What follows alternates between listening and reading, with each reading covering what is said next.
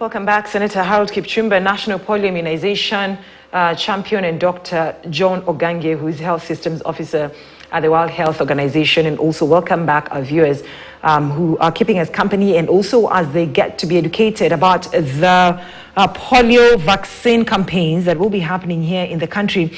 And just before I bring Senator Kipchumba, Dr. you're talking about catching up a vaccine in terms of polio. Is the catch-up vaccine that will be happening? Because now I think I got you better, like understood you better when you're saying that this vaccine campaign that will be happening is more like a catch-up. It's actually a catch-up.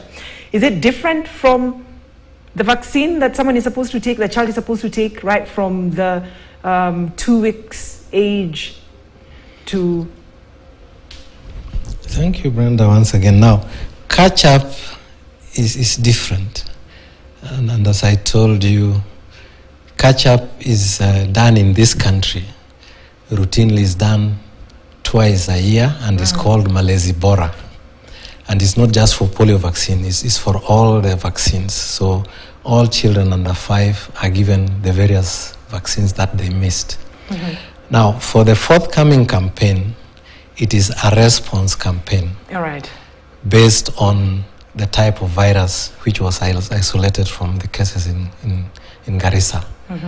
And as I told you, the 10 counties that we are going to conduct the campaign in have been decided on based on risk assessment. Right.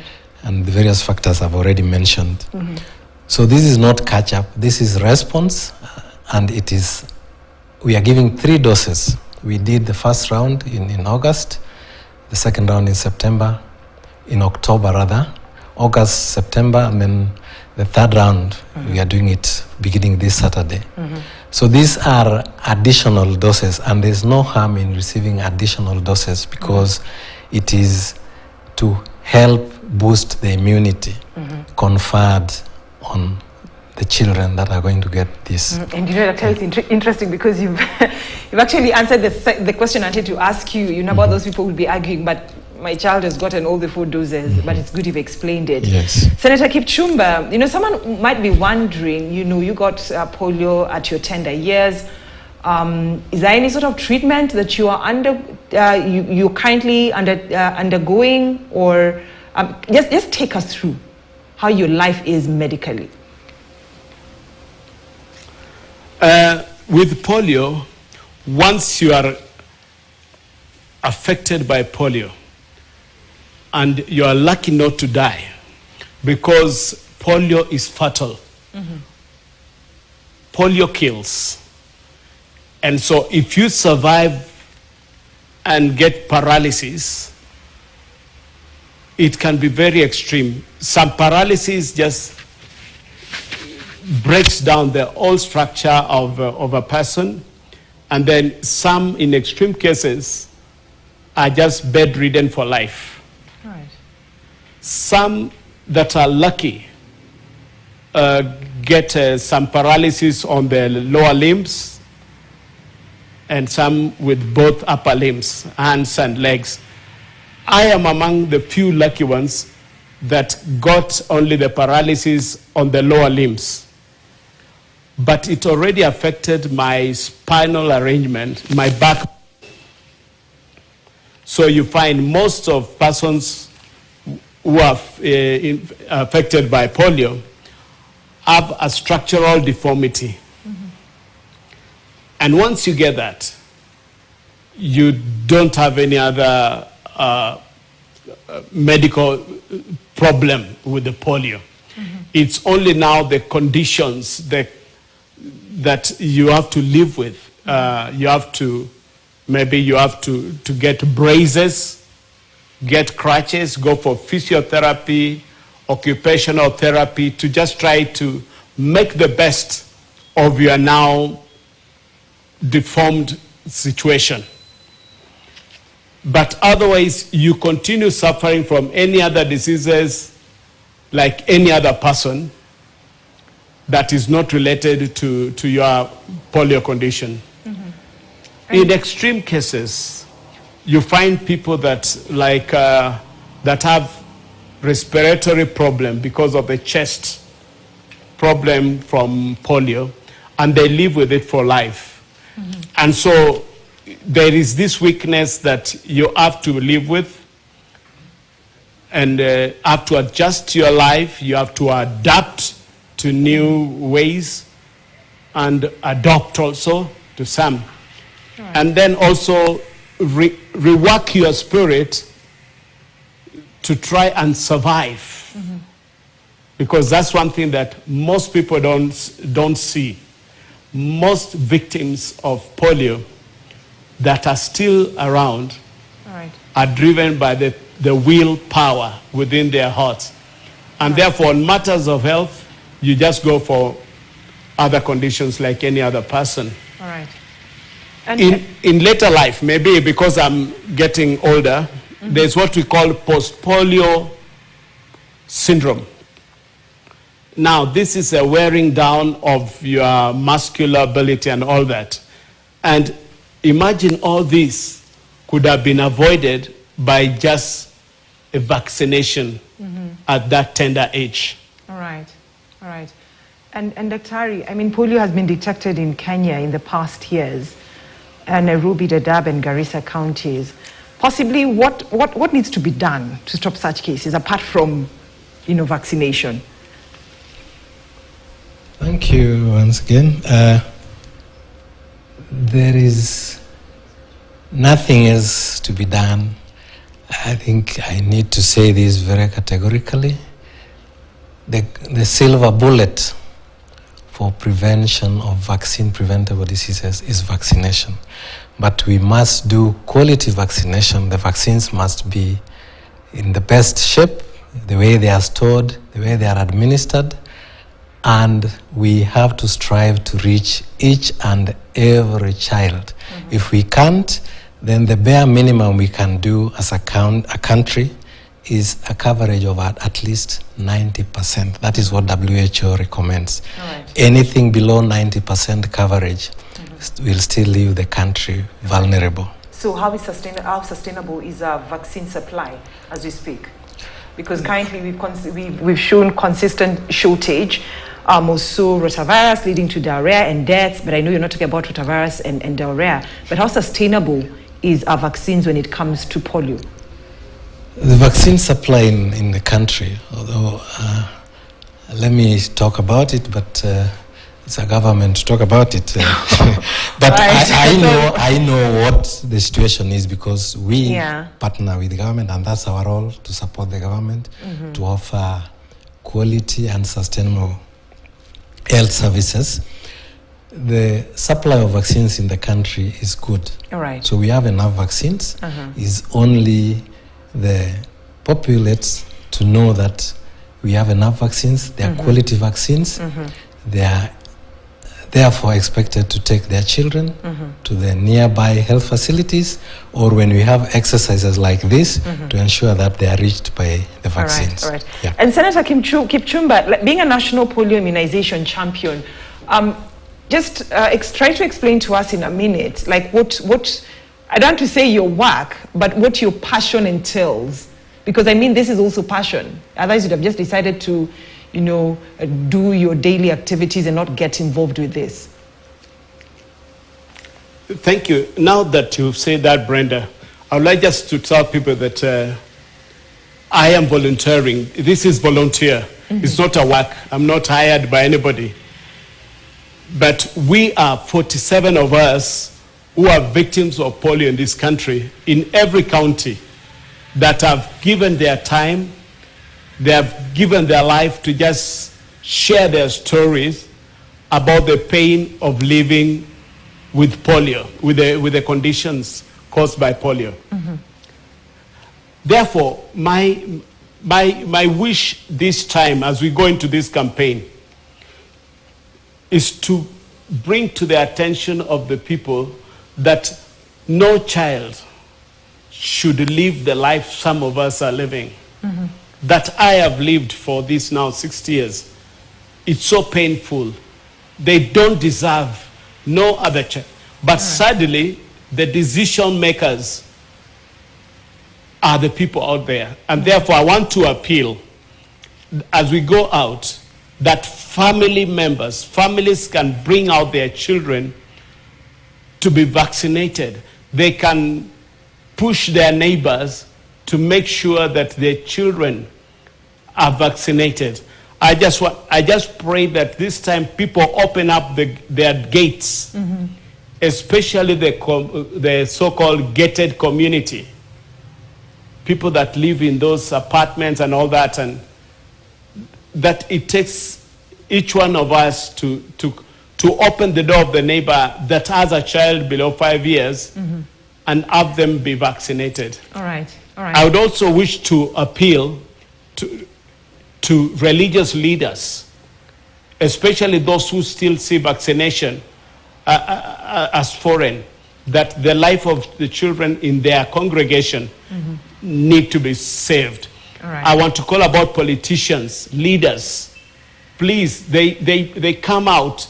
As we are going to plant trees from Monday, we also reach out and ask those people with children to be taken for vaccination. Open up your doors for volunteers and vaccinators. All right. I want also to call upon the county governments. County government must take over the immunization program, especially routine, and prioritize it. And so it's my wish that no child should be left behind. All right, and I like, be affected by polio. I like, Senator Kipchumba, I like the way you are bringing that scenario of on Monday as you're planting trees being a public holiday. We also ought to plant that health seed by encouraging our neighbors from different walks of life to take that vaccine that will be beginning on Monday, and no one has been actually left behind. But then, Dr. Can Kenya reach that point where we are saying we have fully, as a country, eradicated polio? Yeah. Thank you, Brenda. Now, polio eradication is a global initiative, and Kenya is a member state. It's a signatory to that initiative. So we expect Kenya to be part of that global initiative and fully eradicate polio. And eradication means we will not need to continue vaccinating. We will completely not have the polio-causing organism anywhere on the surface of the earth. And that is where we are heading to. So it is something which is doable. We have the effective tool in the name of vaccine.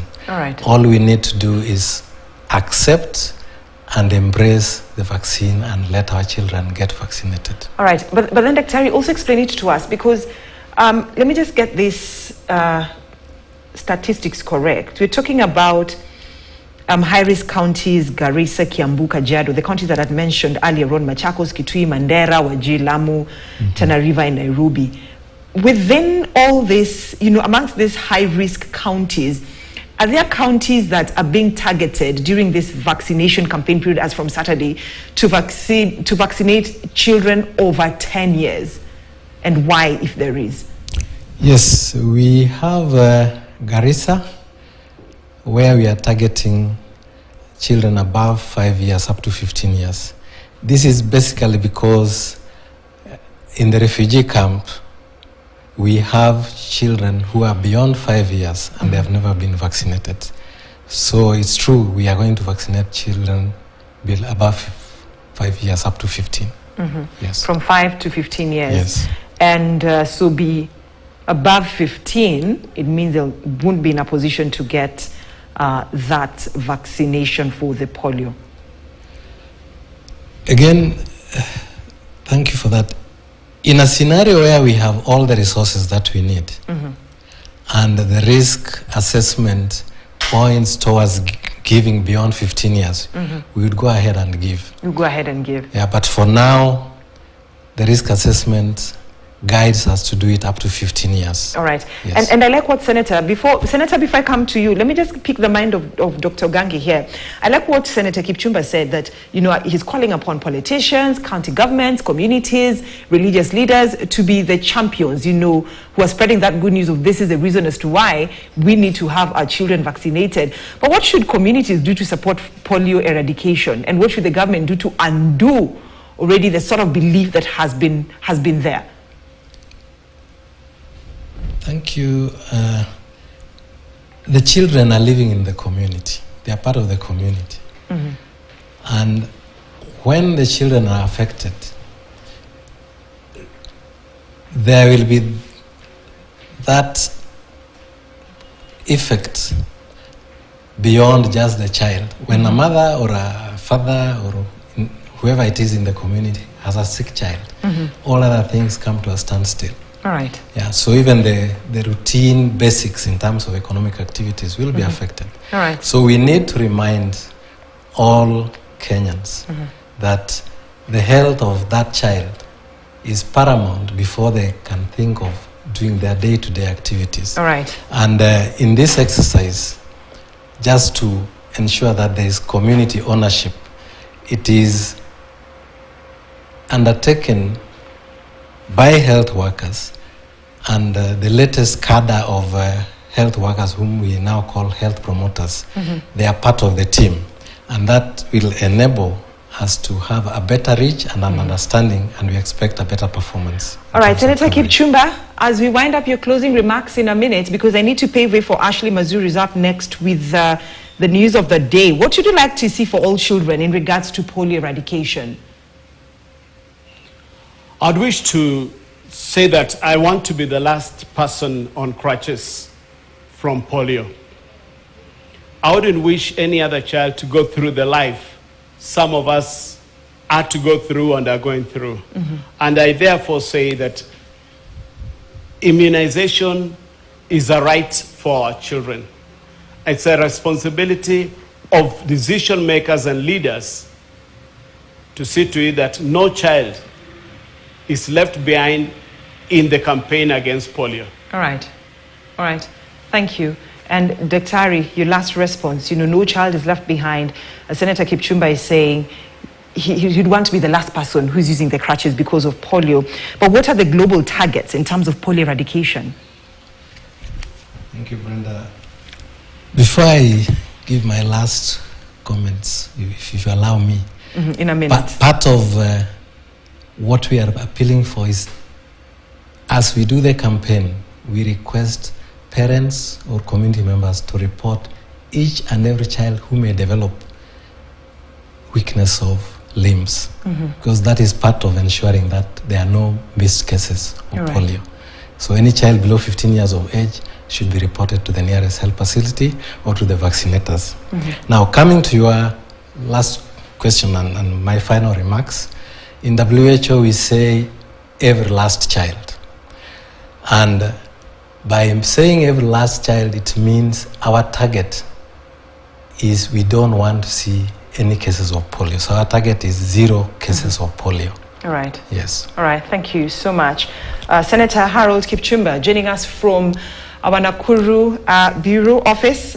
Thank you. He is the National Polio Immunization Champion. He says there are 47 of them who've given out their time and life to educate families on the importance of polio vaccine and immunization. And Dr. John Ogange, asante sana for joining us tonight on KTN News, talking about polio vaccine campaign. He's the Health Systems Officer of the World Health Organization, WHO. So from Saturday, this Saturday, to next week on Wednesday, yes, we 15th. have to 15th. Oh, yeah, actually from this Saturday to the 15th. Actually, that's next week, yeah? Yes. We need to have all our children from the age, as long as it's from 0 age to 5 years. And for those in Garissa to 15 years, we need to have our children vaccinated as a way of just trying to get rid of polio in our country. Remember, polio doesn't have a vaccine, so treatment, but it has a vaccine.